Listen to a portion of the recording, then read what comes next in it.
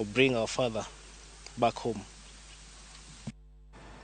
Riwruog okinde mapacho ka LSK dwaroni obila moko mane okwo e ng'anyo Kisumu okaw negi okang' mar chik kuom hinyo oganda. LSK jiwo jopiny mane oyudo hinyruok kata joma nowito joheragi e ng'anyo mondo ochwal lipot ne okindego kaka yor neno ni gichoko neno malong'o ewi teko mane obila otiyogo Kisumu. LSK bende ochiwore mar kawo ting' ne oganda mane oyudore kamarach e lwet obila e ng'anyo mane kwedo chenro mag sirikal ewi pek mar ngima.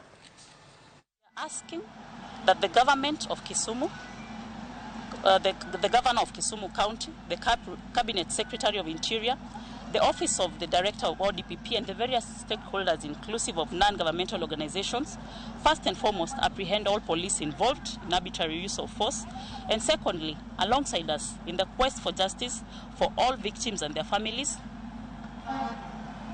take up this cause of justice. So what we're looking at is that it is targeted attack against citizens who are looking at a police service which has turned into a police force. We are actually requesting citizens to be able to speak up, get the issues to the Kenya National Commission on Human Rights and the Law Society of Kenya, who are here to take up all these cases so that then do not be afraid to come out and speak up against what has happened to you within your households, within your businesses, and at different levels. Familia